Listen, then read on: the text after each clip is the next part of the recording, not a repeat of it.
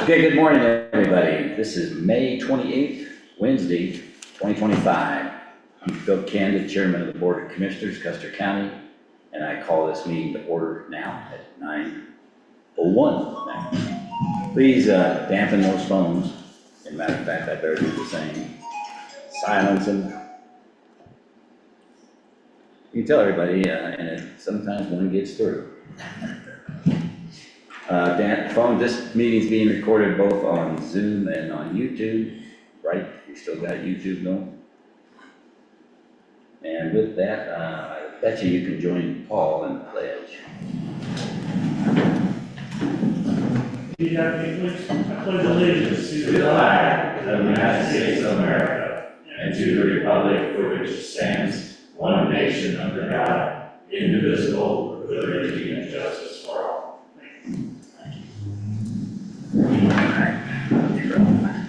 Please join me for the invocation. Lord, we just come before you and we thank you for this county. We thank you for the citizens that reside within this county. We ask for your blessing upon this county and its citizens, and we just ask for your wisdom as we go through the agenda items and through the day and the weeks to come, that we would make decisions that are for the betterment of our citizens. In your name, amen. Amen. Okay, thank you. Paul, thank you. Yep, Lucas. Roll call, Kelly. Commissioner Canada. Here. Commissioner F. Present. Commissioner Vogelsong. Here. County Attorney Dan Slater. Here. And Clerk to the Board Kelly Campbell present. Thank you.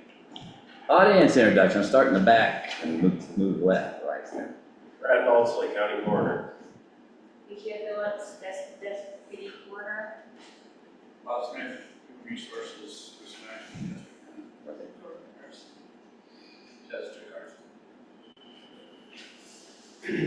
Jim Chapman, concerned citizen. Kathy Orphan. James Gilbert. Anybody online? I'm not dialed in. Have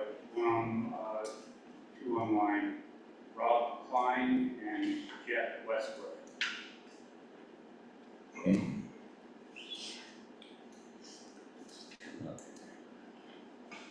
Okay, with that, amend the agenda. I do have an amendment to make on the agenda, and then we'll see if there's others. I'll make this first one. We need to change the executive session. It's not an executive session any longer. We'll make that amendment. It'll be a normal business item. And when we get to that point, we'll set the stage for that. Also, is there any other changes? Yes, we need to add the May 22nd, 2025 BOCC minutes, Which one was that? approval of minutes. I know that was 25. May 22nd of 25. Okay. Any other comments on it? No. Okay, and by the way, that executive session change was at the request of Dorothy Karsten. Okay, and now let's talk about some commissioner items. Lucas? Attended the Memorial Day service Monday. Good service. Missed the flyover this year, but Yeah. but thank you to our veterans, and to Silver Cliff for hosting that event, our BSO and all the other volunteers that helped with that. So thank you to them for what they did there. Yeah, it was a very nice ceremony, I thought. Hope y'all were able to participate, and it was amazing. The weather started off looking pretty grim all the days leading up to it in that morning, and the skies parted and the sun shined. As soon as it was over, the clouds came and it rained. It was sort of symbolic. Nice. Okay, Paul, you got anything? I was not in attendance at that memorial service because I was in the terrible weather down in Denver.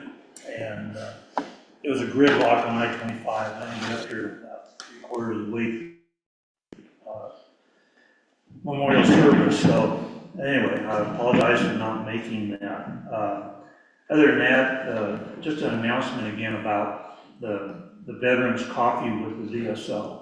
If you know any of the veterans in our county that have not attended, it's a gathering for the veterans. And I know that all of us connect with the veterans sometime throughout our week.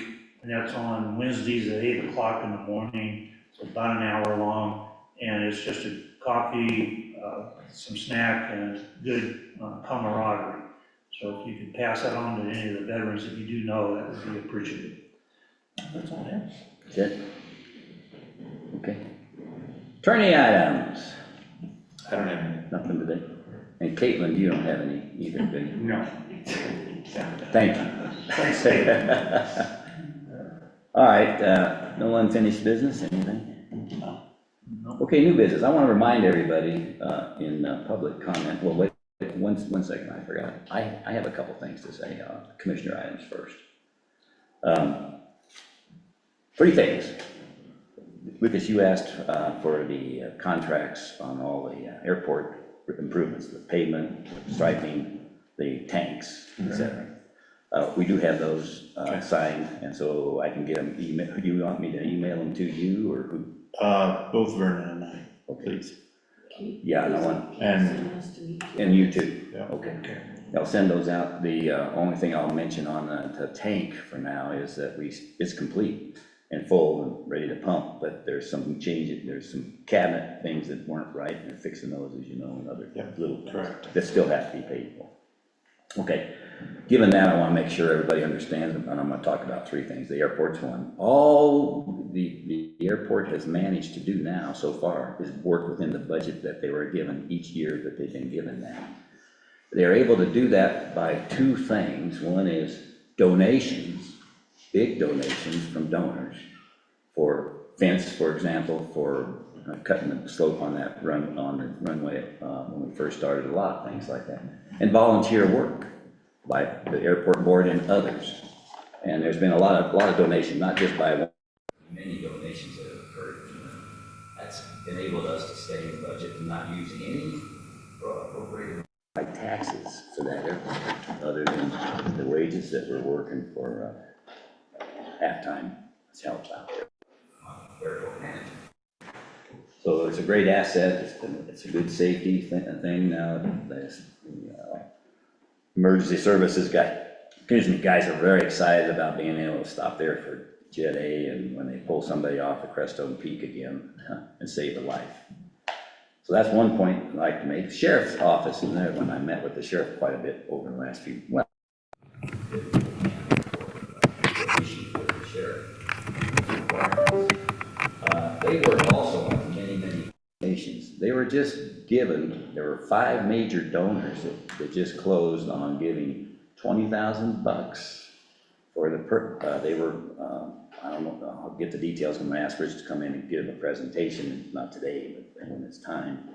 The sheriff's office in some town, he told me the town in Florida is donating 4 Explorers, all rigged up with lights, sirens, and everything.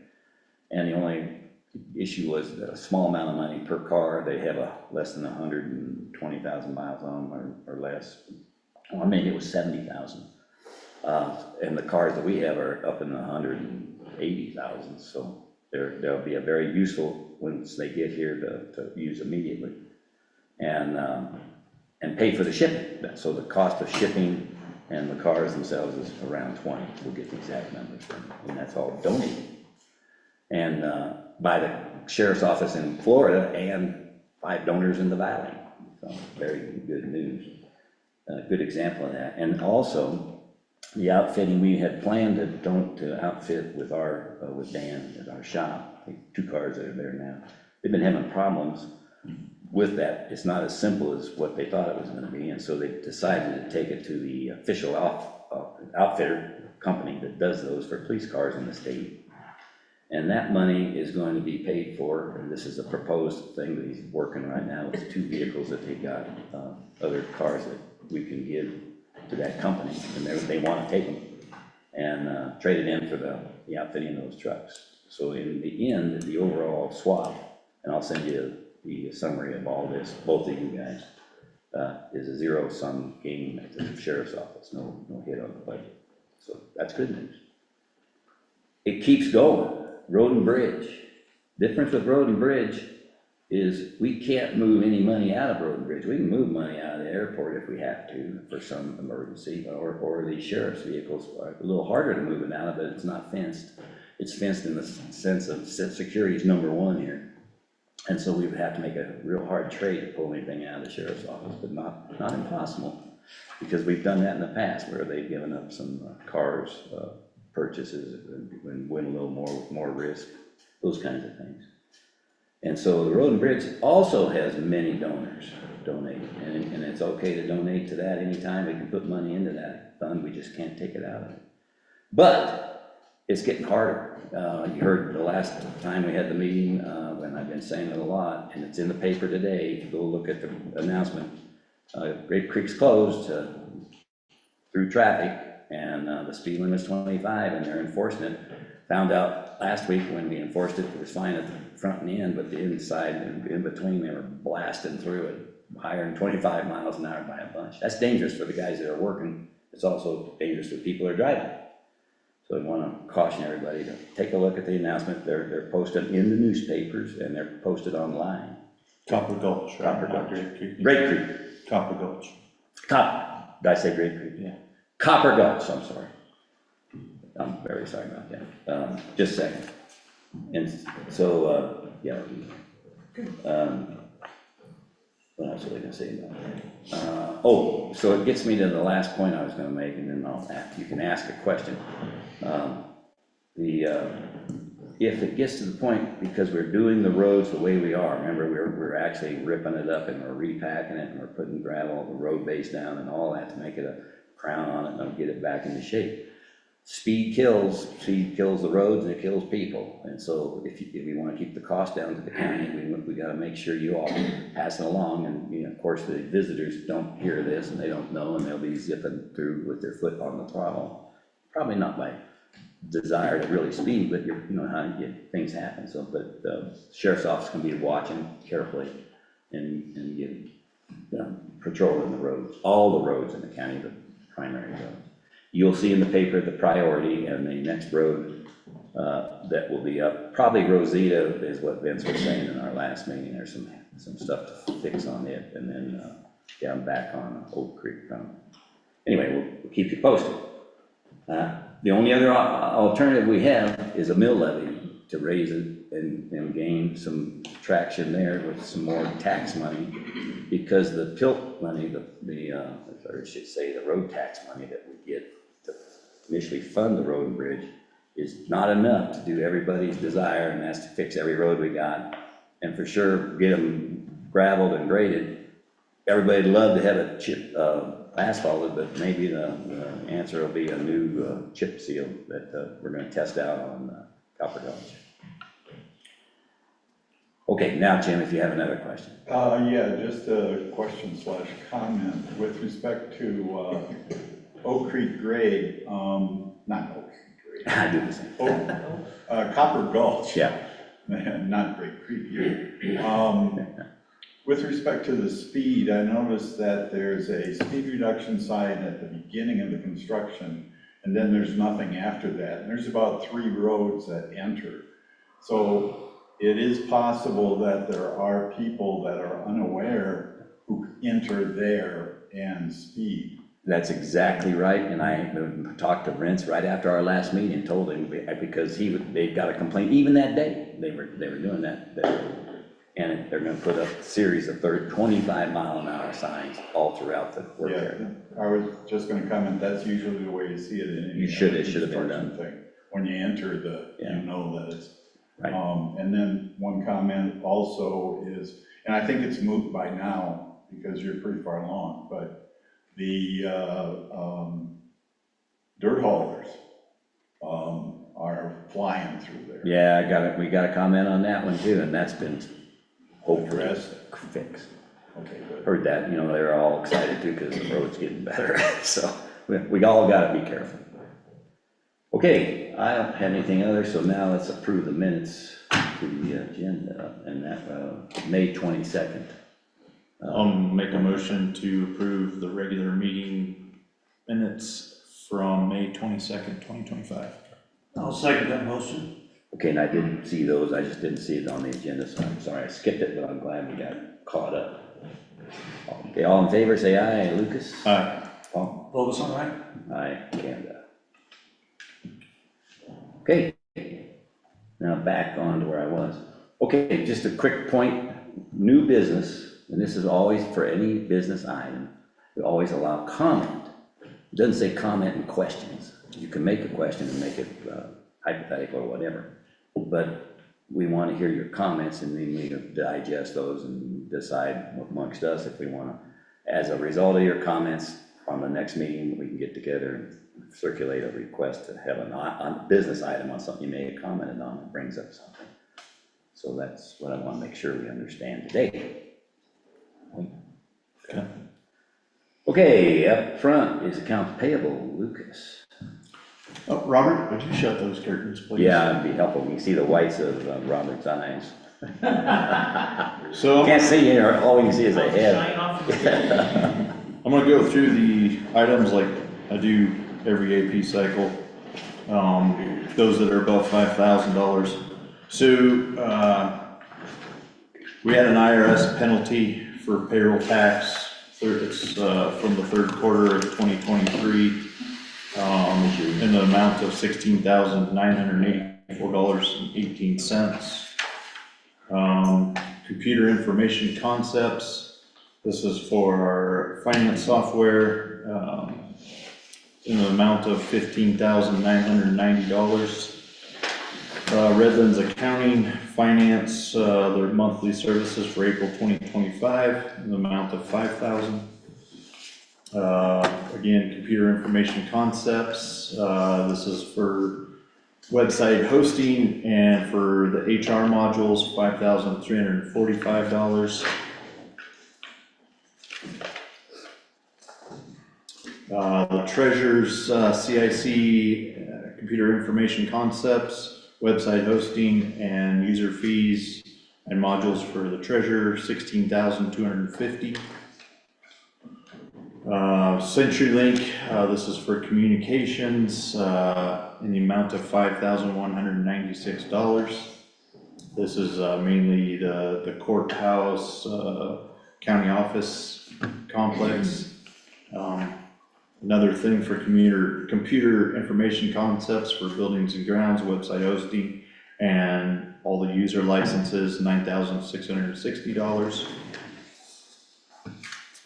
Airport Jet A fuel tank extensions, this was making that ramp way to the Jet A fuel tank larger, $14,101.33. The Flock Safety Services, this is for the sheriff's departments, $15,650.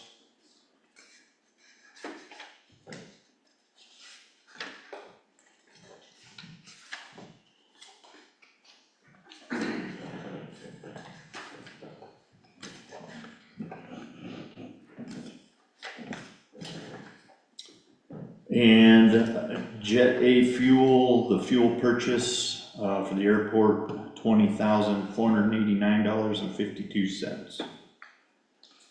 That is all the ones above 5,000. Can I have a motion to approve the AP? I move we approve the AP report ending which date? It'd be ending 5/27 in the amount of $191,757.95. Okay, I move we approve the AP report ending at 5/27 for the amount of $191,757.95. Got a second? I'll second that motion. Okay, comments? Go ahead, Comments, it's gonna be a question, don't know how else to do it, so, hypothetically, we'll listen. okay. Kathy Griffin, when the fiber optic line was cut and they had to bring up that special equipment, for the internet to work, did the county have to pay anything for that? No. Okay, thank you. You're welcome. Good question, good comment. Okay, all in favor say aye. Lucas? Aye. Paul? Vogelson, aye? Can I? Okay, next, CDPHE rebate grant. So, Tim was gonna be here for this, but he had a new trucking firm that was gonna pick up a load of cardboard today, and his right-hand man, Steve Wilkerson, was out today. So I told him that we needed him to stay there on site and manage that loading, with, the volunteers we have there. But, basically, this is the last year of CDPHE's rebate grant for recycling, and this is for, anything to do with capital improvement or operations of the recycle center or the waste diversion center, and, Including maintenance. yep. Maintenance. It could also be used for capping that well and digging another well, so some of it could be used for that, but, either way, it's a rebate grant, it's not a match or anything like that, he's going through the application process right now, and I would just like approval to let him apply for that rebate grant. When's it? I think the end of the month, Due? yeah, then he's almost done with it, so. Okay. Got a motion? I make a motion that we accept. To have him apply for that grant. That- Tim apply. Who is it that applies for it, I forgot. Tim Tim. Harm. Tim does a grant application for the recycling. Rebate grant. What? Sorry, The oh, rebate grant, excuse me. Yeah, cover that. Thanks. I'll second. Okay, it's been moved and seconded to have Tim Harmon apply for the CDPHE rebate grant for recycling, that we've got to continue what we're doing to use it for the stated reasons. Any public comment? Anybody want to say, great job, Tim? I'll say it, that's my public comment. Okay, all in favor, say aye. Paul? Aye. Lucas? Aye. Kanda, aye. So he's got until the end of this month and is almost finished to do what with it now? To apply. I know where to go. It goes to CDPHE. And he knows where to Mhm. looking for. Yep. We've gotten this grant before 2 years ago. Yeah, For whatever reason, we didn't get it last year, so. okay, good. Okay, next out of the chute is Custer County Weed Management Plan and Implementation. That would be me, and Custer County Weed Management Board put together a draft for their 2025 plan, and I make a motion that we accept the motion and approve the draft. I'll second that, your motion to approve the Custer County Noxious Weed Management Plan Implementation 2025 as prepared by the Weed Board, Custer County, Colorado. Both the plan and the implementation. Plan and the implementation. And implementation. Yeah, I should have had an "and" on the title, I suspect. Okay, It's two different, just for the public record, it's two different documents. Correct. okay, it's been moved and seconded. I'll second. The comments I'm gonna make are, Wait a is, minute, I need a motion. Paul made a motion. I You need a second. oh, I thought you seconded it. Yeah, he said. I did, I second. Bill second. Got it? All right, more. So I guess what we really need to do is we need to figure out then what we're gonna do for 2026. I mean, we're only 2 months away from the 26 budget season, and if we're gonna adopt a plan like this, we need to make sure that what we're gonna follow it up with the money to do it. And because it's a CRS required thing, you know, what are we gonna put into it? So I don't have a problem with 25's plan, but we probably need to have 26 right around the corner so that we can look at, hey, we've approved 26, now we've got a budget for it, or we need to go back and say, hey, we can't do this because we don't have the money for it, so. I have talked with Joe about that, Okay. about the 26 that we Because they did not get their grant monies this year, they only have 15,000, I believe, is what they're operating on. Yeah, that's all we budgeted for. Right. That's kind of a typical budgeted amount. And Right. Brittany Pierce out of Fremont still doing our weed management for this year, right? Right. And this may be the last year of that. Correct. So when we have our budget meeting, which we will, we can Right. make sure we put a placeholder, some kind of number that Right. we'll get based on good thinking and Just plan when ahead. each, Yep. and what we think we can afford. Okay. Okay, it's been moved and seconded. Any public comment? And I can make a suggestion on a comment. It would be, you should include, wouldn't you want to include something if it wanted to make a comment or whatever? I may throw this out there that the actual weed process would be for the roadside to the property line. Right. And it's all county roads, so there's no private properties in that. And there's also, I don't know if it's in the plan, they can apply for some help within certain, And we have volunteers doing that and things, so. and Yes, and they're having their- landowners can ask for help on. They're having their tour of the weeds in the area, starting, I wanna say the 17th of June, so.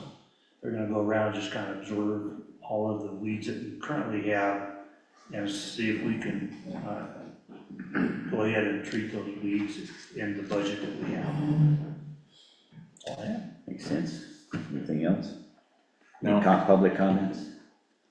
Okay, all in favor of approving both the Custer County Noxious Weed Management Plan and the plan for its implementation? Say aye. Lucas? Aye. Volos on aye? Kanda, aye. Okay, good. Now, let's see, we're back to selection of the insurance broker. Are you working? That would be Bob. Or Bob is, I'm sorry. Hey, Bob. Gentlemen. Morning. Thanks. Morning, Bob, welcome.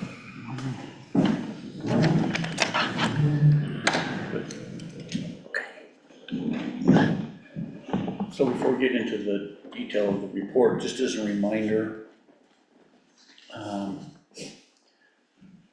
currently our medical, dental, vision, and life insurance is through CTSI.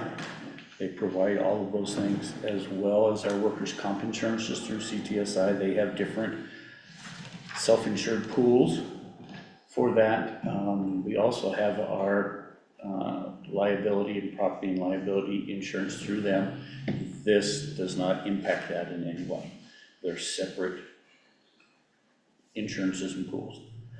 The last time when I spoke, I reminded the board that from my records and research, I was able to identify, though it appears that the last time Custer County went out and considered changing or updating the insurance, medical, dental, vision, and life insurance was 8-9 years ago-ish. At that point is when the board chose to move those insurances to CTSI. This does not obligate, this action or potential action does not obligate the county to leave CTSI, to take their insurances, both of those insurers, from CTSI.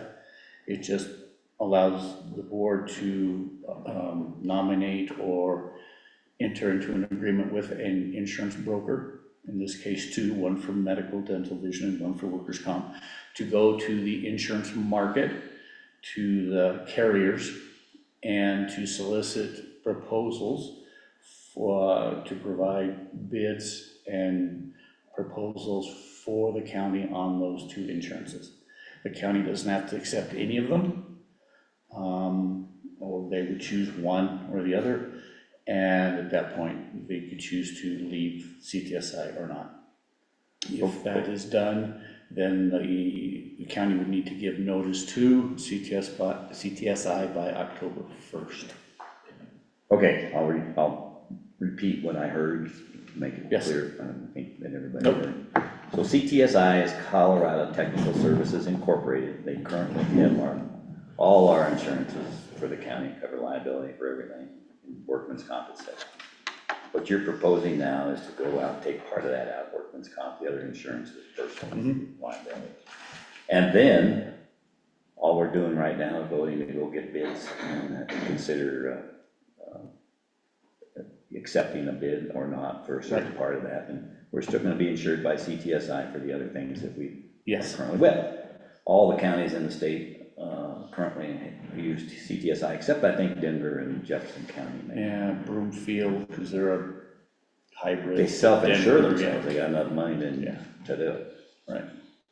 Okay, clear to me. All right, so Commissioner Vogel's excuse me, and I met with those brokers that presented. So we had 3 respondents for the property and liability, and for the workers' comp was 1 broker, and 3 presented for the medical, dental, vision, and life. Paul and I met with all 4. After review of those proposals, we have some recommendations.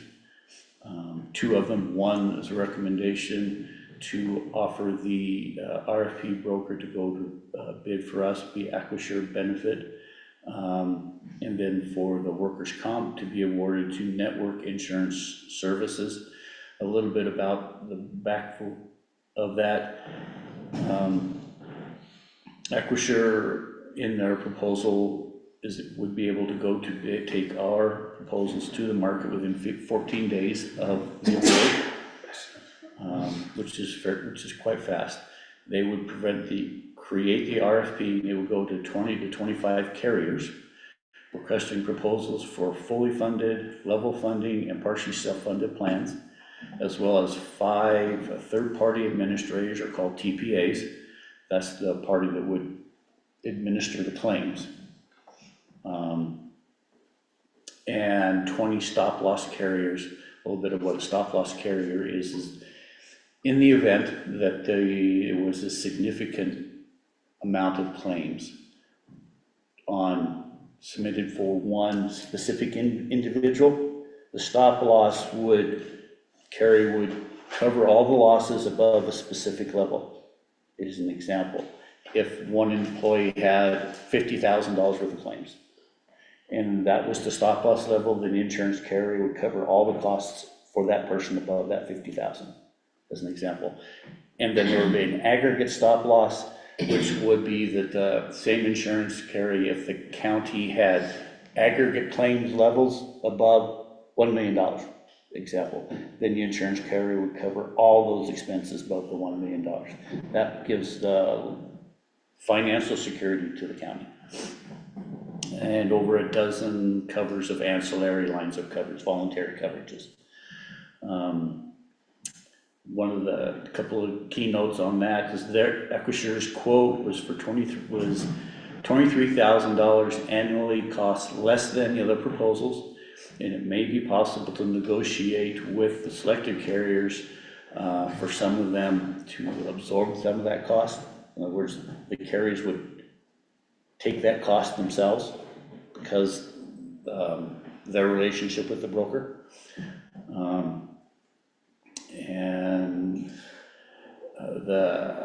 For the workers' comp, the total cost for Aquasure, their proposal was for $25,000, and which is $23,000 less than the other carriers.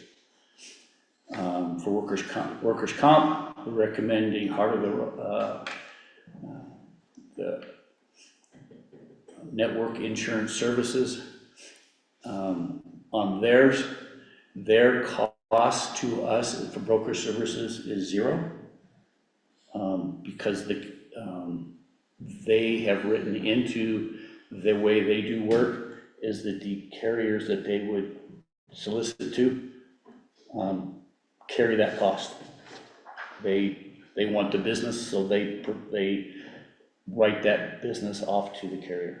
And right now we're spending $68,710 a year, at least this last year, for the workers' comp insurance that we are paying directly to CTSI That's their fee, so we're paying that regardless of any claims beyond that. So it's an upfront cost savings of $68,000.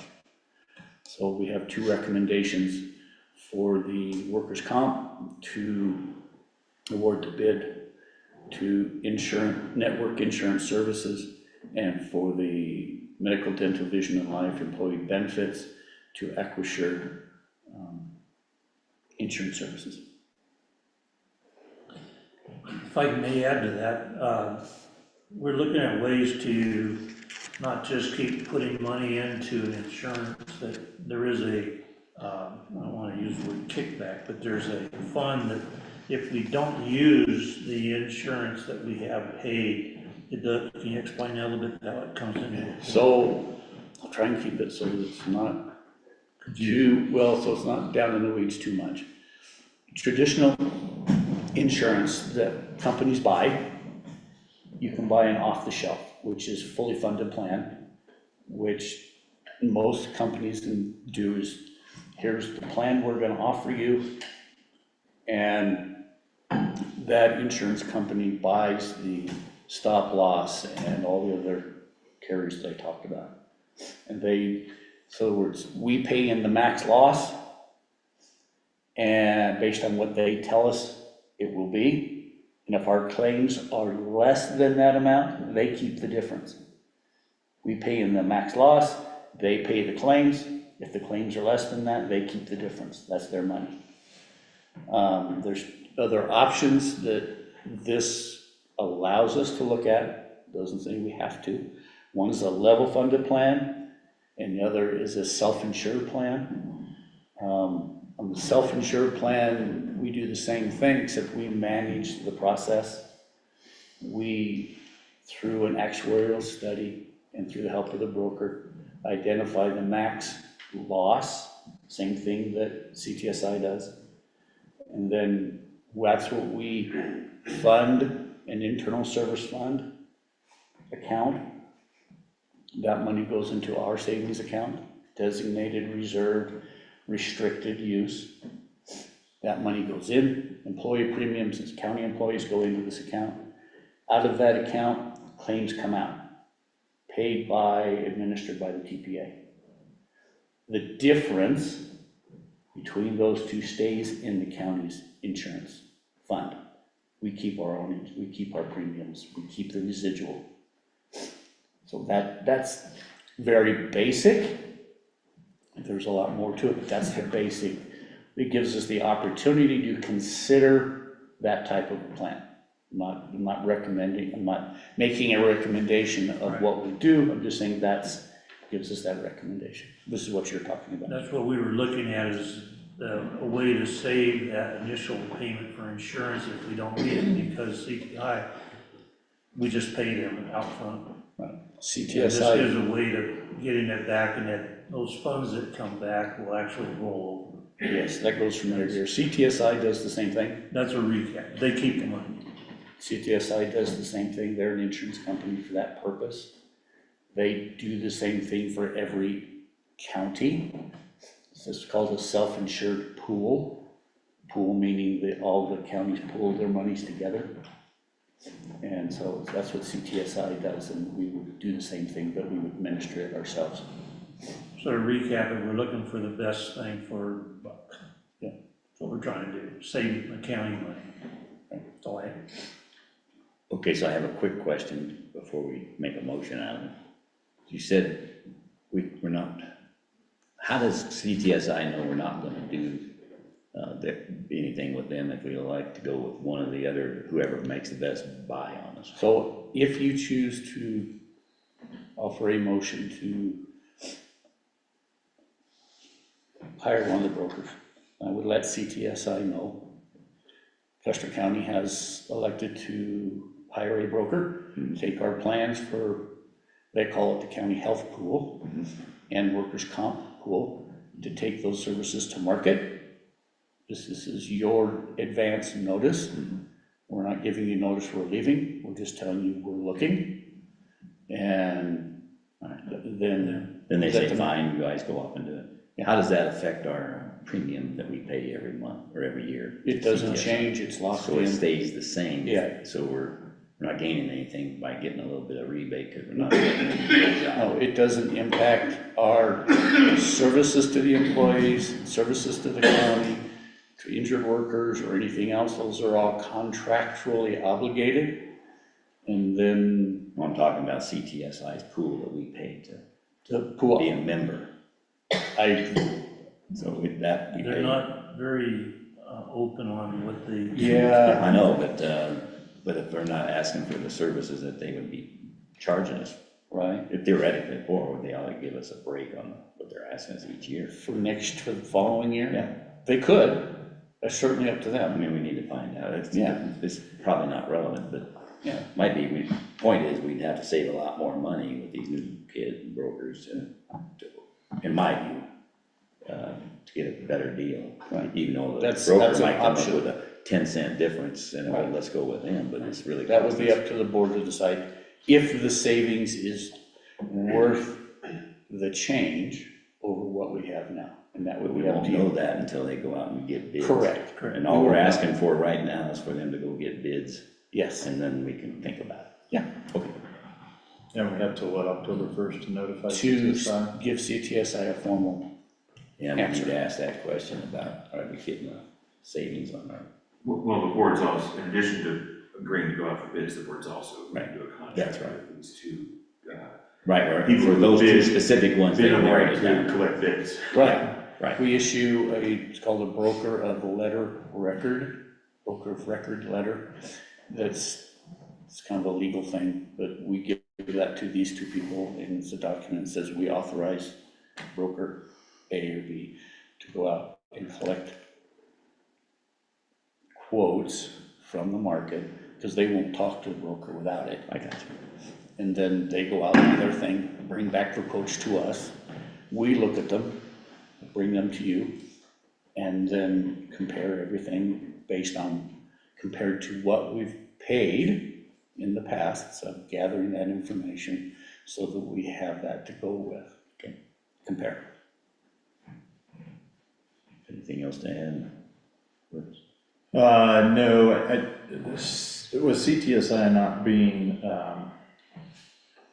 with us not being able to get the same information that we're getting from these other brokers, I mean, we need to go out and get the information. We've been sole sourcing with CTSI for obviously decade. 9 years. We need to see what other options are out there for both our employees and for our budget, so. CTSI, because they're a pool, self-insured pool, they, in my experience with CTSIs, do not share claims data or detail with us. Loss runs and how much different stuff is costing and what's being paid on all the different services, administrative services, we don't get that data. We just need to know what we're paying them to do their job for Right. us. That's what And I- they won't tell us. That's just, that's just not part of their model, so. I Okay, can, That's it. got a motion? How are we gonna say this? I'll make a motion to award the employee benefit broker RFP to Acrisure Benefit Health Advisor to solicit quotes for our employee benefits, medical, dental, vision, life, and ancillary benefits. That's what I was looking for. Got both contractors' names. yes, So it'd be so you'd have two motions. Two motions, okay, that's fine. First one. Okay, go ahead, Paul, second it. I'll second. Okay, then moved and seconded to award it to, what was the contract? Acrisure. Acrisure, the services that were discussed. All in favors, and any discussion on that? Any comments? There's a comment out there. Anything here first? No. Kathy? So I have two comments, and this might be what you were getting to with the second motion. Mr. Smith, I would appreciate it if you would clarify, out of the 4 brokers, you only selected one to get bids? 3 brokers submitted bids for the medical did. Right, The 4th broker only put or in comp, for workers' comp. We interviewed all four. Okay, and you're selecting one, the motion that Commissioner Epp made is to select one to do the medical portion. Yes. Okay, and then the other motion is gonna talk about the work comp? Yes, ma'am. Okay, and then the other comment that I have is I would hope that the county has the authority, or whatever you want to call it, to encourage and fight the brokers when they're talking to these 25 companies they want to get bids from, to ensure that they are talking to companies that definitely represent providers within the Heart of the Rockies pool, and also because of the, I'm gonna say, general elderly population in Custer County, and I'm not saying that Custer County employees are elderly, I just want to clarify that. But, but they, because of the health issues that elderly tend to have, there's more reason to go up to Denver, to places like Anschutz and National Jewish. And so I would hope that the medical providers are looking at good providers to help the employees. That'd be process of managing the Can you, Right. I can talk to that if you would like. Yeah. Go ahead, but Please. So, on the first comment, locally, this broker also is a broker for the health clinic, as well as our health clinic. our health Our clinic health here in clinic town. They provide broker services and help write their insurance. Oh, okay. And they also provide services and write insurance for Heart of the Rockies in Salida. Okay. So that's one of the benefits or things we took into great consideration of selecting them. By using this broker, we spent some time and I've had conversations with them, that because of that relationship already exists, there is a strong potential, I can't guarantee strong potential, that they would be able to create, it's called a local network with the clinic here and Salida, to where if our employees go there, that because they're with us, they would have a reduced cost or a pricing cost specifically for us. So that is a consideration. And then part of the review of the proposals, my practice is to examine the benefit, the physician network, and where they goes to, and where the strength of that network is in comparison to here. You know, how many doctors are in the network in Custer County, or in Colorado Springs, or in Canyon City, or Denver. And so the employees have a choice of a place to go. That's part of that process, regardless of who we choose. Okay, thank you. Jim, Related comment, I guess. You mentioned that the current insurance benefits provided to the employees are contractual with the insurance companies. And I'm then assuming that at minimum, the broker is going to be using those contractual obligations as a starting point for negotiations to get bids from providers, as opposed to changing the contractual obligations for benefits to the employees. So, let me rephrase what I think you're asking. I'll answer it this way. Currently, speak up. Yeah, So Mike. currently, our insurance, our employees are, benefits are through Blue Cross Blue Shield. Okay, and those are negotiated by CTSI. The broker would certainly contact Blue Cross Blue Shield along with others to get quotes. So, I guess that's part of what I think you're asking. As a starting point, they would go out to the Blue Cross Blue Shield and get a quote for us as a point of negotiation. I'm not sure if that's what you're asking. No, I'm more asking if they went out to Aetna, or no, United Health, and got a quote from them, that the quote would be basically unacceptable if it didn't meet the contractual obligations that we currently have for the employees. Or if we come up with a better one. Yeah. Well, better is fine, Yeah. but less than is what I'm concerned. Right, no, I already have pulled aside documents to provide to whoever the broker is. This is what we currently have on all of our coverages, plan documents, summary plan documents, and all that other stuff. Here's what we currently have to help you formulate an RFP. And then, just to clarify for myself, after all of this, it sounds like CTSI is actually functioning as a broker. Well, Gallagher is their broker. CTSI has gone to the market, selected Gallagher Insurance to act as their broker. CTSI represents all of the counties.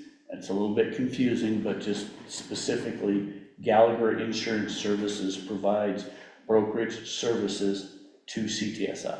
So then I guess that leads to my comment that CTSI is then part of the market that the brokers will go to.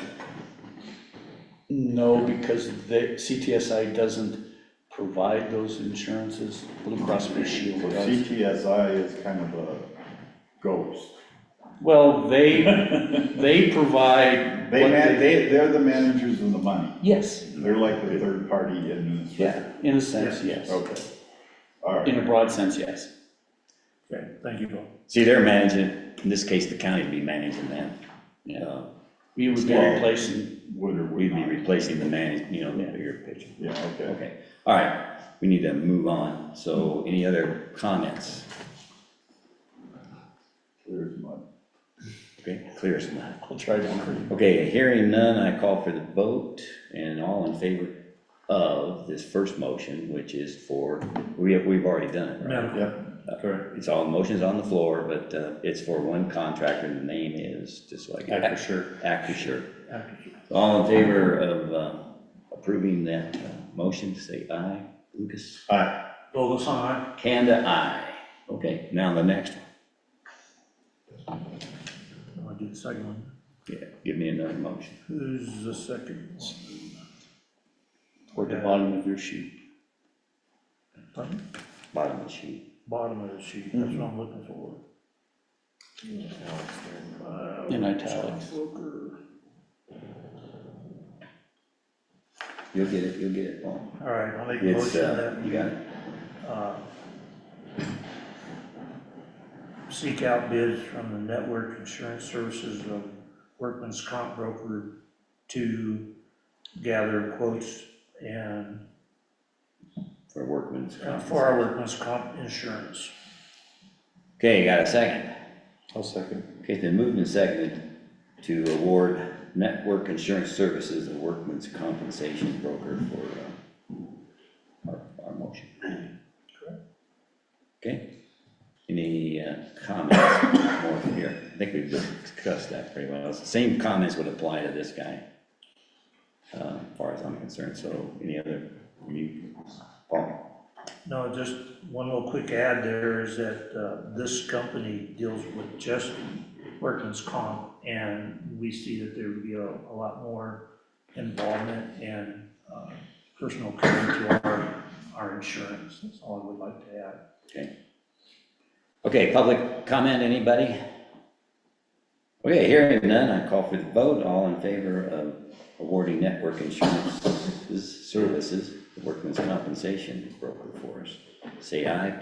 Lucas? Aye. Paul? Vogel's aye. Kanda, aye. Great. Okay, great. Thank you, Bob. Think about putting that together. Okay, well, what we'll do before we start the next piece, we need a break. We'll take a quick break, 5 minutes, and then we'll come back with the last remaining business item, and that would be the personnel matter involving Dr. Pete Karsten. Thank you. Yep.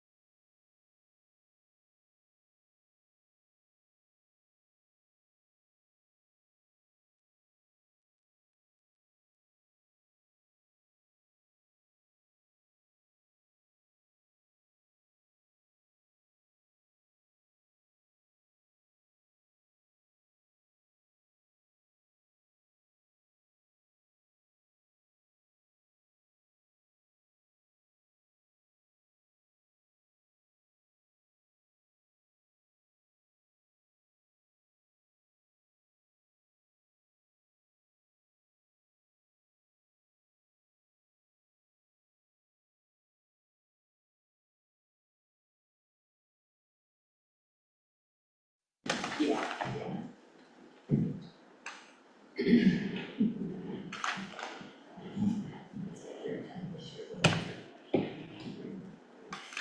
your mics on? Do your mic on. Back up. Yes, sir. Okay, this is Bill Canada, Custer County Chairman, and we're back in session. It's now 10:03, and we'll continue with today's meeting. Next business item up is the personnel matter involving our Director of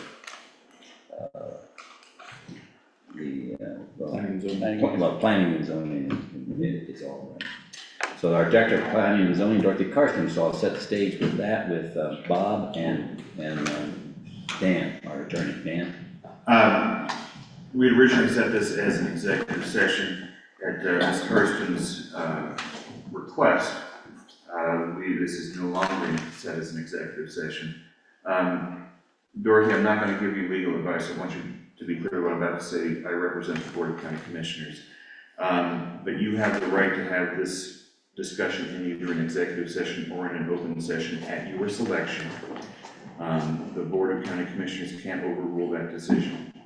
But I want you to understand that you have chosen to have it in an open session, and that means that otherwise confidential information that relates to your employment may be discussed in the open.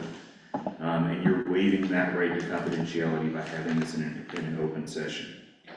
I also want to be very clear to everyone in the room that this is going to be limited, this discussion, to the issues that are identified by the HR department. If we get into discussion about things that go outside of that boundary, I'm going to ask the chair to limit that discussion or stop that discussion, because I think we need to keep this focused on whatever issues that the HR department has determined need to be addressed today. So Dorothy, I just want to confirm that this remains your decision to have this in an open session. Yes. Okay, Bob? So the board has, All right. You need to, there you go. okay, sorry. You don't have to yell, now you can talk. So the board has advised me that they had concerns about some performance matters of Ms. Carson in her position as the public planning and zoning director. Two primarily came out. One had to do with being absent from work for 3 days or more without having notified her managing supervisor, Mr. Volasan. So that's one of the matters that was the board had a concern with, and I did look at the county's personnel policies, and there is very direct language in the county's personnel handbook that states that if an employee is absent from work without notice for 3 days or more, that would be considered a no-call, no-show, and subject to disciplinary action up to and including termination. The second matter, the county is very supportive of Second Amendment rights for employees to carry handguns while at work. However, restrictions being that if an employee chooses to carry a handgun, that handgun must be concealed at all times and not be open carried at any time. And if they're going to conceal that, then the presumption is that they have a concealed weapons or a handgun permit issued by the state or their accordingly. So that was the original, and then also Ms. Carson was made aware that those were the two main issues. And then the reason was the board wanted to have time to research or do further investigation as to those two matters to make sure that they adequately prepared themselves to address those matters. And then of course that opens up to anything else that they may come across in their investigation. So that's the purpose of their discussion. Okay, all right. With that, we want to bring Dorothy up. Sure. Yes. She can talk to those two items. I left them right there.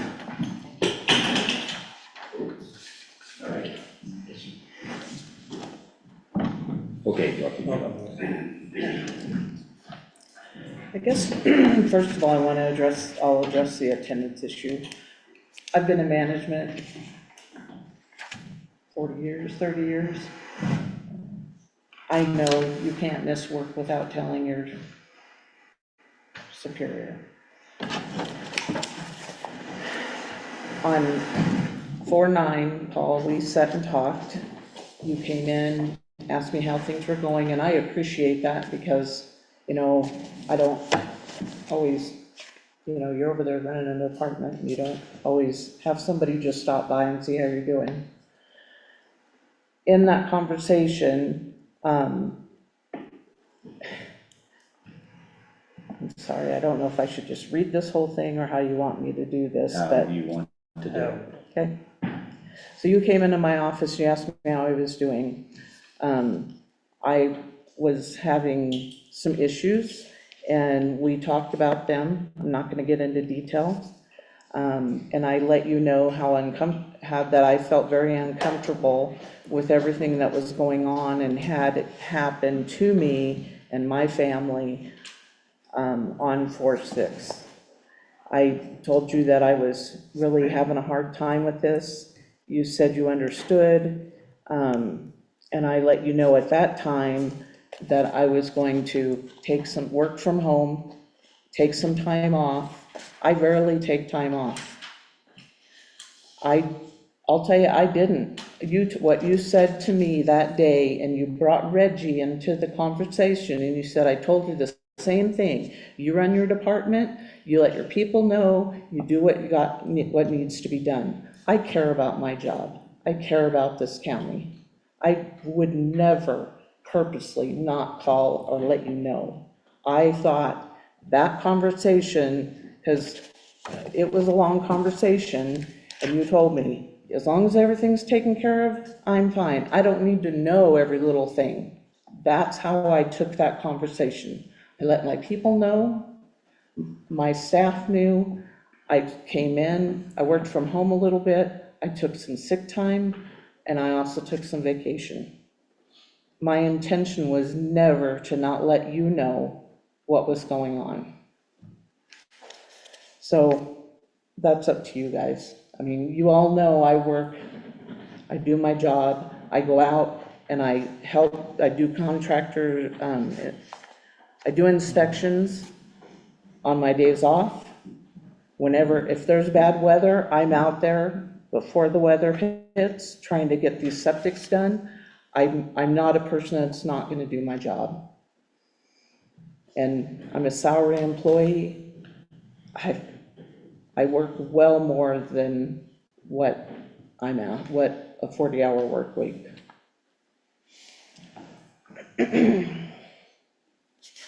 So I have a question, Paul. Before you do that, just to be clear, you said 4/6, April the 6th. That's when this took place? the No, conversation? it was on 4/9. All right. Okay. What's your definition of backdooring a person? Backdooring, Yep. if we're talking about your time off that during your work time and everything, I had no problem with you doing whatever needed to be done to get the job done during working hours. Where it got sketchy in your time off, that was brought to my attention was, you had emailed me or texted me, when you had a family problem, and, you told me that you're gonna be taking the rest of the week off working at home. And I said that would be fine. During that period of time, I went over and was talking with your assistant, and she had no idea what you were working on from home. And I'm trying to find out what it was that was there in case someone came in, and we would have information of what was going on. The time that we're talking about, if you're wanting to define it as backdooring, would be when you walked into Bob's office and said, I'm taking the rest of the week off. To me, that would be vacation or PTO or sick time. There was no communication on how you were gonna cover that week off. And that is, if that's your definition of backdooring, to find out what was going to be there, because I did not hear working from home from him. That is why that was arose, that he asked me if I was notified that you were gonna take time off, and I said no. At that time, it was only through Bob with a verbal. And the way I understand it is that we usually allow your supervisor, me, as the oversight, that you were taking PTO or time off due to sick leave or whatever. That, if that's your definition of backdooring, then I would say, that's why I brought that up. Well, when we were walking out the door, I said to you, because you know,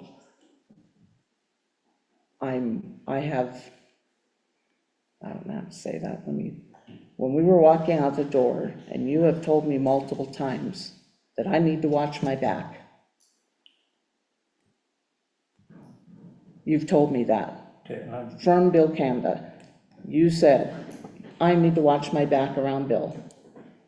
When we were walking out the door, I said, I thought you had, and you've told me multiple times, I have your back.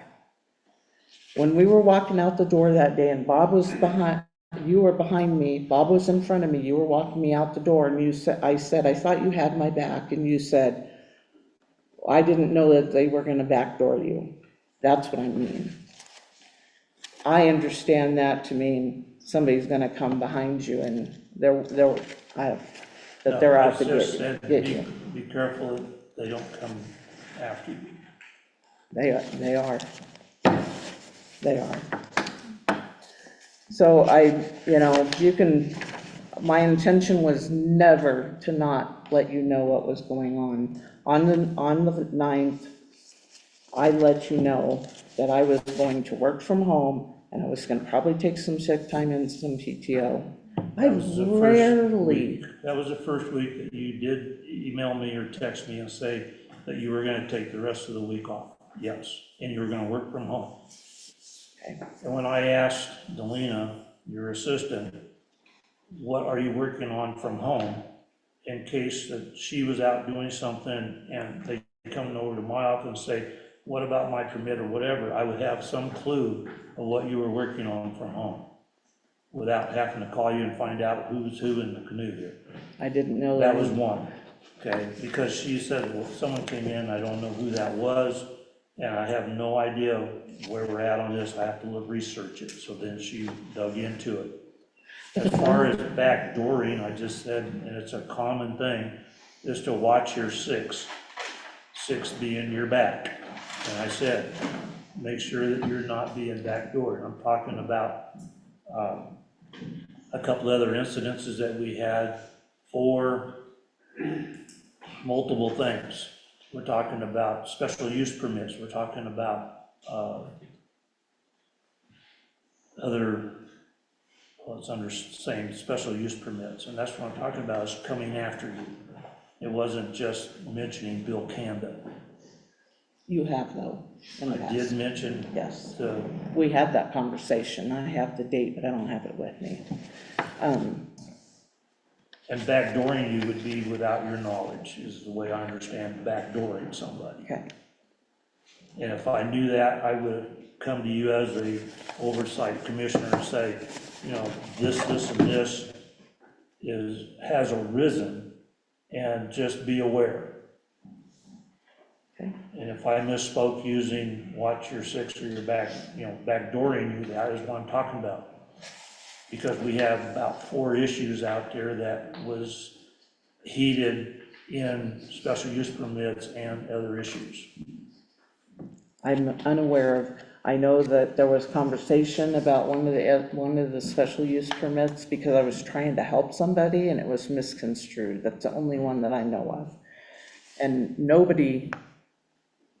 the people that were involved in the conversation with that individual never came and talked to me. Never came and said, explained this. Never came and asked for the file. We're getting a I know. feel from Back on situations I'm that sorry, were but he brought it up, I had to addressed address by it. And keep in mind, you're not on trial No. Nobody's on trial. But I'm that's- just I was asking just explaining questions. my comment on backdoor. Is watch your six with it. When the comment was made, we were walking out the door, and I said, I thought you had my back, and you said, I didn't know they were gonna backdoor you. That, your explanation there, to me, doesn't fit with what Okay, happened, that's but still that's not on okay. tracks. Not on Dorothy. track. It's, the issue is taking leave without letting people know, so. And to be clear, if I'm not mistaken, the leave was taken at the beginning of May, right? Not, so whatever happened in April, we're not, didn't, I already have okay, conversations on her working from home. right. So it was the second issue when she just said to Bob that I'm taking the rest of the week off. And the next day or whatever, he told me, he said, did you get any information from Dorothy on taking time off? I said, no. I don't recall telling Bob that, but it very well could be, could Point have. made. But then we did not have any communication saying that you were gonna take that time off and what type of time off you were taking. Okay. Well, Okay, continue. my intention was not to not let you know. I can assure you of that. I know better than to not let somebody know. But it was brought up. Based on the conversation that we had on the 9th, I took it that it was okay as a director to work my hours, do what I needed to do as long as the job got done. My people knew where I was at. I may not have told them exactly what I was working on, but they knew what I took home with me. So I know that there was one thing that you had asked Elena about. Call me. If I'm working from home, I have my phone. If there's a The second question, time, I understand you were just on time off, not working from home. and anybody, I always have my phone with me. I understand. Anybody can always call me. 24/7, I answer my phone. In my opinion, it was miscommunication. I misunderstood what you were telling me then. When you sat there and said that you've told Reggie this too, I don't need to know everything you're doing every time you leave or whatever And you the daily do. work. I misunderstood it. But in time off is totally different, it's done by a handbook and a policy. And that was not the way Okay, that, we don't need to debate it now. I'm not. that's not the way I understood you, Colin. Okay. I apologize if I misunderstood you. You have the floor. I'm trying to collect my thoughts, sorry. So I guess in relation to the open carry, I always wear a sweatshirt, always have a hoodie on. I have my holster. Can you tell? I would not ever, ever, and try to intimidate somebody by carrying my gun. That's serious. I value my liberty to carry a firearm if that's my choice. I would never make an attempt to intimidate somebody. This is how I always am if I carry my gun.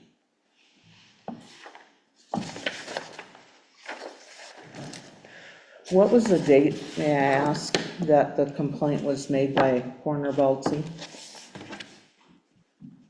As far as I know, it wasn't a complaint by him on a matter of you going out to a location with open carry.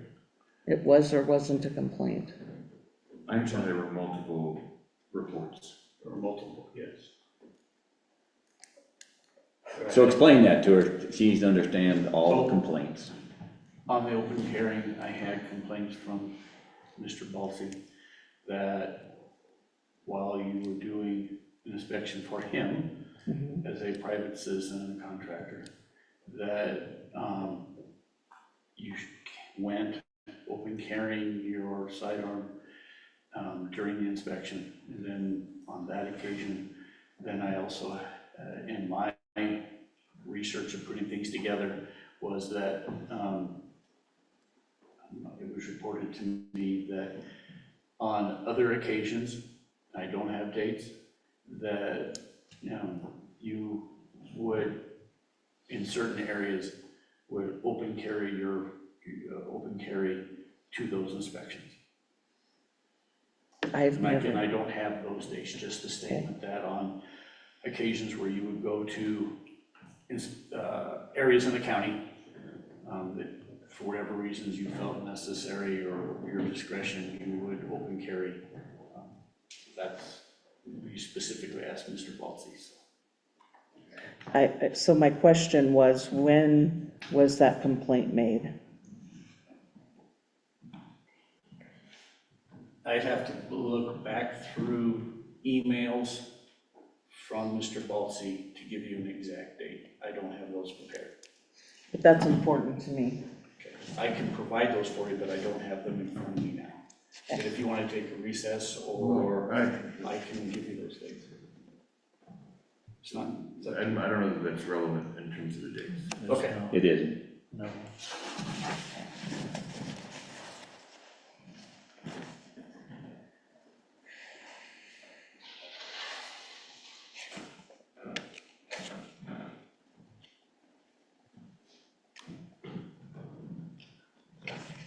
So on the morning, on 4/8, I'm assuming that he's referring to me open carrying at the last inspection that I did for him, which was on 4/9. Because of what was said to my husband when we had an issue with Mr. Baltzy, not related to work or anything. Because of what was said to my husband, I felt like I needed someone to go with me on that inspection. Because I felt that because of the complaint, wasn't a complaint, because of the report that I made to you, Lucas, about the deputy coroner making TikTok videos, and I was concerned that this would relate to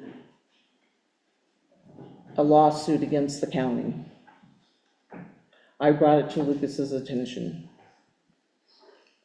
When we had our encounter with Mr. Baltzy outside of work, there was things said to my husband that made me believe that he knew I was the one that made the report. I'm gonna do what's right, and if I did something wrong, please tell me. But I feel like this is retaliation. I feel like it's made up. I show you how I carry my gun. I have never open carried my gun. Will not do that. I follow the rules in everything that I do. And when it's said to my husband, good luck getting your truck back, TikTok, that tells me they know, he knows where it came from. Well, I did the right thing by reporting that. Those were active and coroner investigations that TikTok videos were being made, and I feel like this is retaliation. I'm gonna stop you here because there's two issues here. Number one, you're getting into a different personnel issue involving a different county employee that hasn't agreed to have anything held in an open session. And second of all, I think it's getting afield from the issue of open carry or not. All I can say is, I didn't do it, and you can believe me or not. You guys know I wear my sweatshirts 99% of the time. I'm not gonna go out there to try to intimidate somebody. Okay, you made that point. Lucas, she mentioned you, where you have comment. So all I can say is I never talked to the coroner or the deputy coroner about who made any reports. I got multiple reports of whatever action that happened on TikTok. We carried out corrective action or we carried out notifying the coroner. So it's his business after that point in time. Commissioners really don't have any direct control over any other elected official other than their budget. So, yeah. And that's, in my opinion, something needs to be done when a employee comes in, and I have, in the past, made a complaint about harassment from Mr. Baltzy and Nikita Phillips, and nothing is ever brought back to me. Again, I'm gonna stop you because this is not relating to the two issues that have been identified by the HR department relating to your employment. But it is when it's harassing me, and it's a false complaint. You said complaints, who was the complaint filed with against, and how did you report it? I spoke to Bob and I spoke to Kevin Day. We were all three in the office. And on April the 9th, No. Kevin Day went No. around here. I'm sorry. And where are you going? We gotta stay focused. Okay, I'm not focused, and I'm just gonna say, it's in your hands. I would not do anything to intimidate another person. I'm not that kind of individual. And that's all I have to say. That's all? Yeah. Both. Anything else? Paul? I wasn't aware of all the other complaints about open carry. That was news to me today. I knew of only one or two incidences.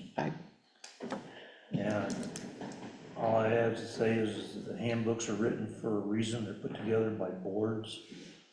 And we must abide by the rules of the actual policies. And that's my input. Bob, you got anything else to add? Not that hasn't been said.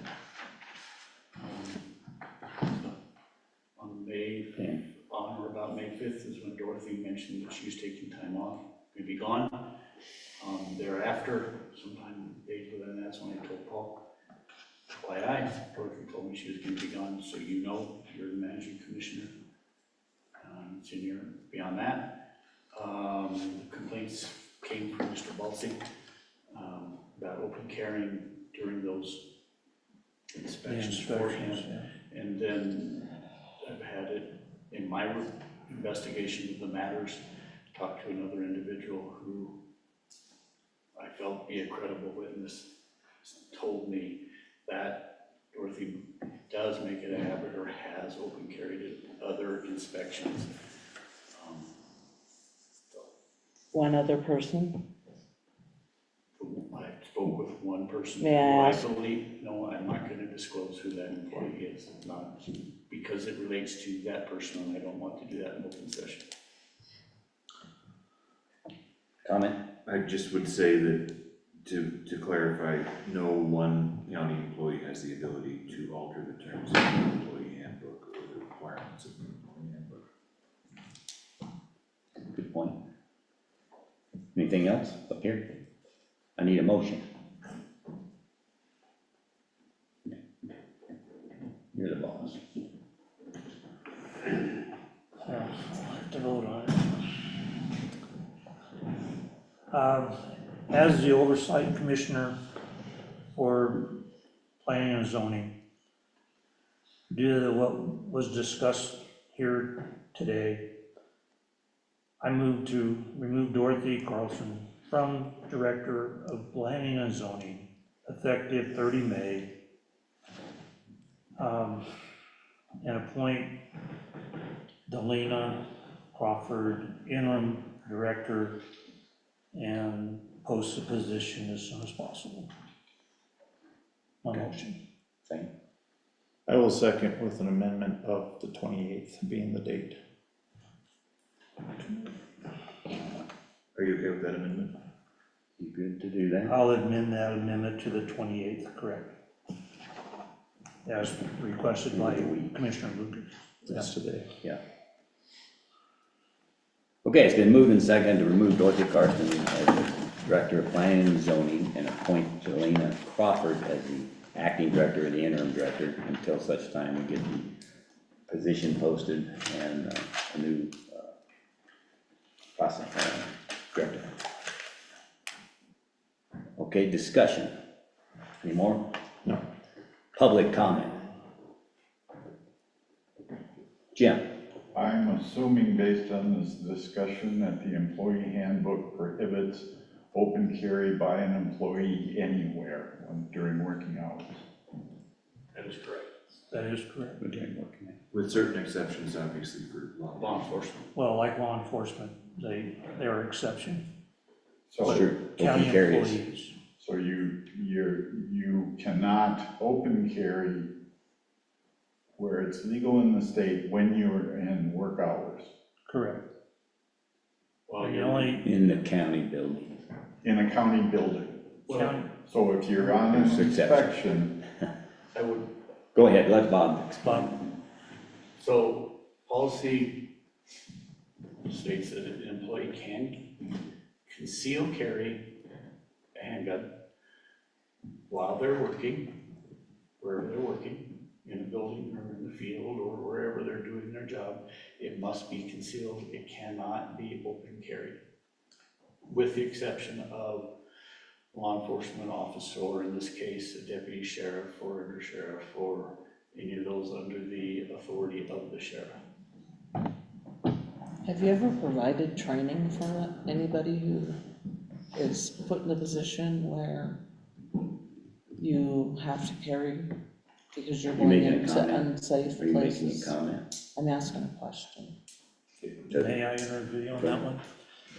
When I went to work for Road and Bridge, we went through the handbook, and it was specifically told me that we could conceal carry in vehicles and on the job site as long as it was concealed, but not open carry. And I asked, well, why would I carry? And Road and Bridge was in ditches with rattlesnakes and everything else. And that is why the explanation was given to me at that time. And so that's where I looked at and read and took it to heart, that we were not to open carry. And then when we made the other policy that we could conceal carry in the courthouse itself, but not the courtroom. And no open carry in the county building. As far as I know, that is how that is stated. But has anybody ever trained any of us, myself, I have no clue. Kristen? I know that I was. I never have been. The ignorance of the law, I mean, it's the same thing. It's, the policy handbook exists, and you have I wasn't finished with my comment, so Go ahead. I would suggest then, given that information, that the relevant pages of the policy handbook be included in this record so that employees understand the contradiction of state law that has been put into the employee handbook, so they're aware of it and are trained on it, whether or not the incidents have happened or not, because I'm not a judge. Okay, good comment, thank you. Anybody else? Jim? Yeah, I'm gonna ask, this standard of measure that you guys are doing now with Dorothy, I don't know the particulars all about it. Sound like a law thing. But I'm gonna require the three of you to continue it. Because all the back behavior and all the missed stuff that's taken place, God only knows how much it is.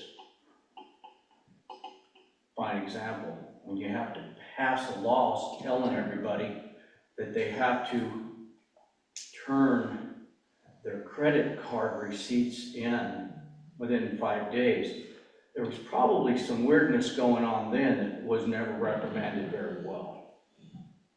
Dorothy, I think, has done an excellent job, and to be critical on her at this juncture, to me, is an embarrassment to you guys. She's done a really fine job. I understand. I don't know the particulars of it, but the standard you set today, okay? Because we know kind of how things have been going. It's pretty whatever it is. We have an online comment. Hold on. But I would really like to see Dorothy keep her position, maybe do a probation or something. But I'm not exactly sure what's going on here. I do know I appreciate her letting us know about the toxic sludge thing. And I don't know how that was taken with everybody here, and if it's retaliatorial or not. But I want this on the minutes of this meeting. Your comments taken. Thank you. Thanks, Bill. One online? Who's- Yes, Rob Klein. Rob Klein, you're up. Yes, sir. The only thing I would state is if she is going to carry concealed or anybody, you have to have a concealed carry permit. So that would be the only interjection I would have. Good, thank you for the comment, Rob. Anybody else? Okay, Yeah, I have a comment. who's speaking? This is Brian Lockhart, landfill supervisor. Can you hear me? Got you, Brian. I'm a little confused about Dorothy taking time off and why she needs to let the oversight commissioner know. I have never let my oversight commissioner know that I ever took time off, and that does not say that in the policy. So that's kind of ridiculous. So that's my comment. May I answer that? Go ahead. Paul.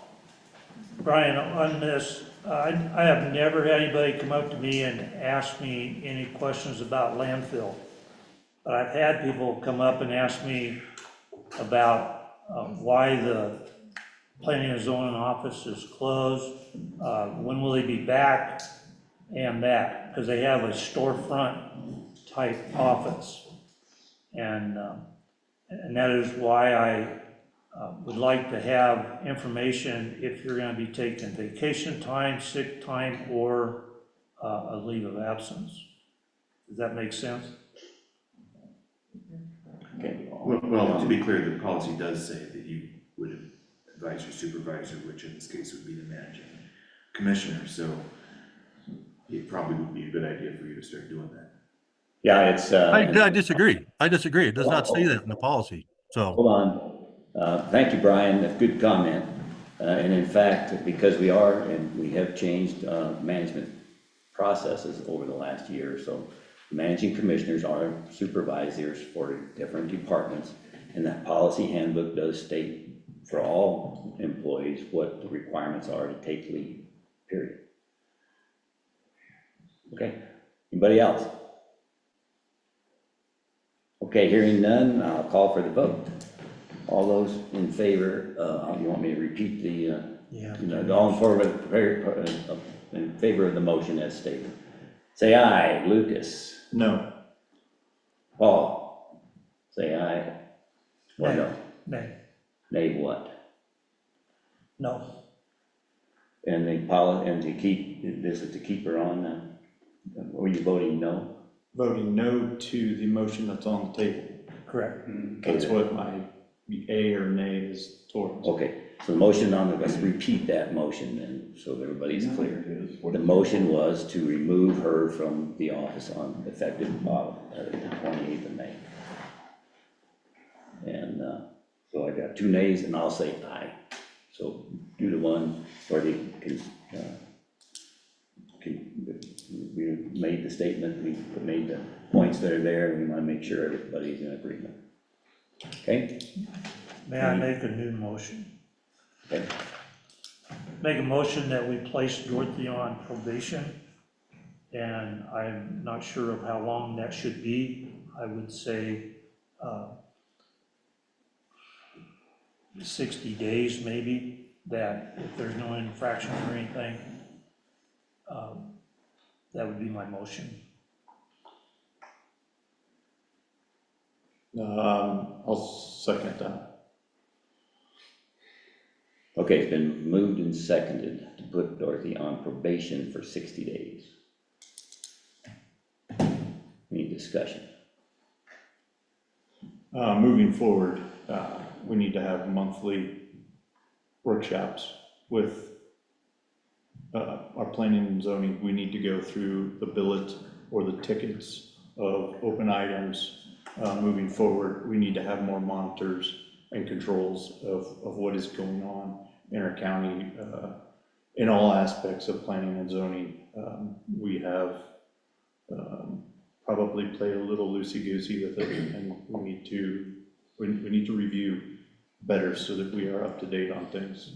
If I And- may add and to we can that, I'd provide like to take more. on the responsibility of letting our department heads and elected officials know about these two issues that were brought up and make sure that we do have adequate knowledge to the employee, and so I will take that on.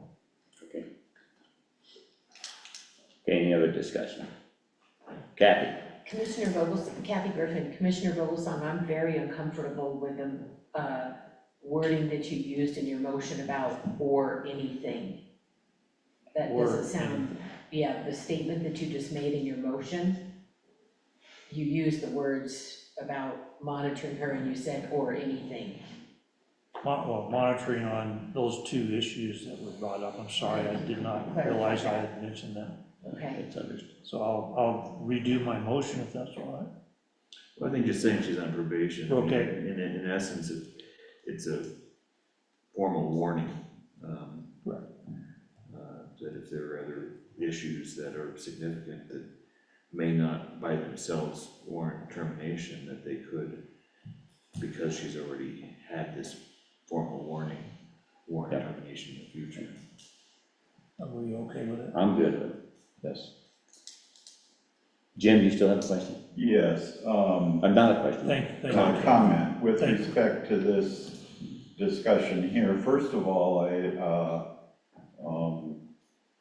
admire the openness of this hearing because it reveals a lot to the public. But the motion to,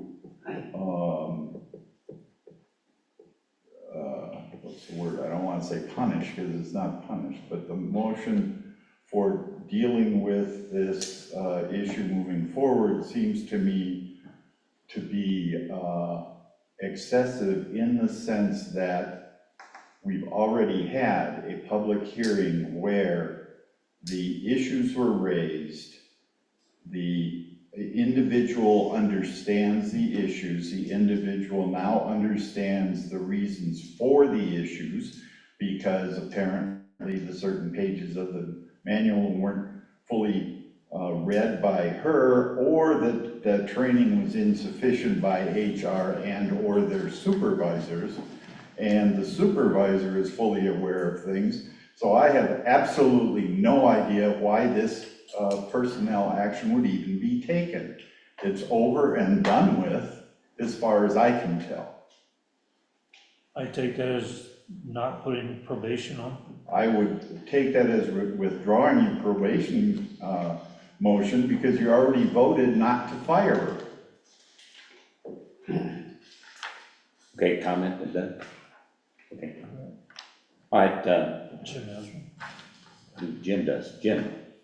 Gotta have all the Jims speak, you know. Jim Chaplin, I just wanted to say, I like this motion stuff there, and I think it's a good way to go forward. Okay, thank you. Anybody else? Just a quick comment from me. I look at it as sort of the same as a letter of reprimand and the normal, any other office. You're put on notice, and a reprimand would be over a period of time. Those kinds of things do happen.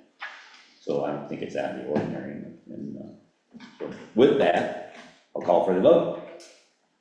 Paul? We voting for the probation? Yep. Motion. I say aye. Lucas? Aye. Kanda, aye.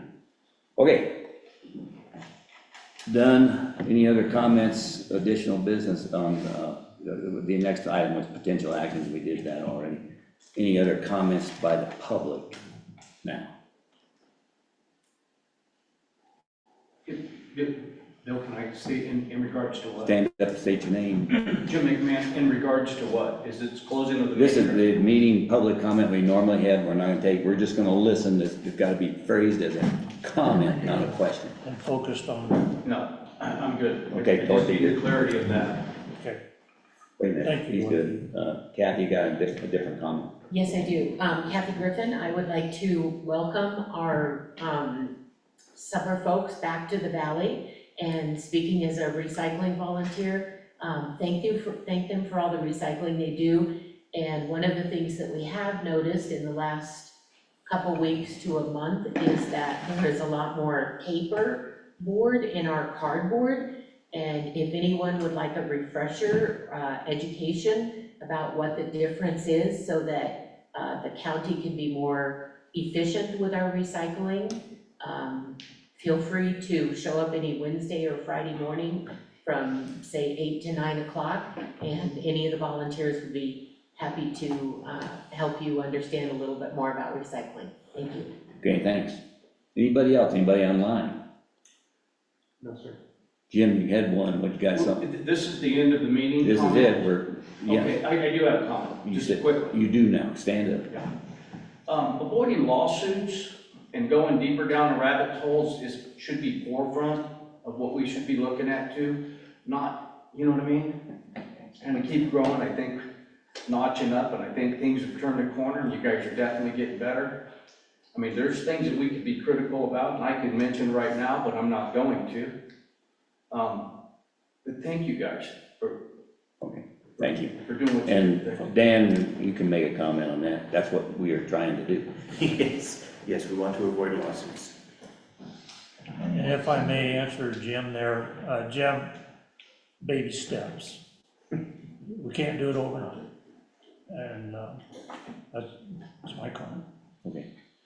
Okay, any other items, anybody have more comments? Hearing none, I'll adjourn this meeting at 10:50 a.m. Thank you, Jim.